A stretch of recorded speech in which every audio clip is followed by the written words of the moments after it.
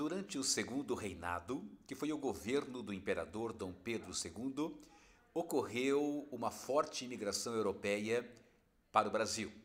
O segundo reinado foi aquele período em que Dom Pedro II governou o Brasil durante 49 anos, entre 1840 até 1889, que é o ano da chamada Proclamação da República, um golpe militar que possuía a monarquia e implantou a república. Mas quais foram os objetivos da imigração europeia para o Brasil no século XIX, lá durante o segundo reinado? Quais os interesses dos grandes fazendeiros brasileiros e também do governo imperial? Nós podemos citar aqui três objetivos muito importantes, muito claros, para estimular, para incentivar a vinda de italianos, espanhóis, portugueses, alemães, suíços, poloneses, ucranianos e outros para o Brasil naquele período. O primeiro objetivo da imigração europeia para o Brasil no século XIX foi justamente para suprir a carência de mão de obra nos cafezais do Sudeste, principalmente. Portanto, uma questão de mão de obra, uma questão mais de cunho econômico, já que desde 1850, com a Lei Eusébio de Queiroz, o tráfico negreiro para o Brasil estava extinto, estava proibido. Portanto, a entrada de novos escravizados vindos da África estava proibido legalmente no Brasil. Então, primeiro objetivo, suprir a carência de mão de obra, especialmente para as lavouras cafeeiras do Sudeste.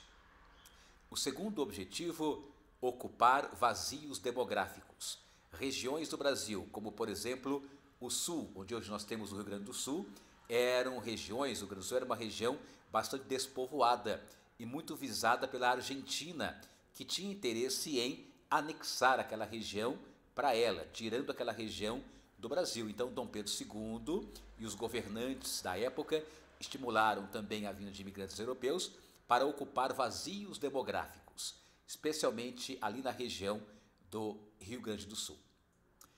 E o terceiro objetivo da imigração europeia durante o segundo reinado foi de caráter racista e eugenista.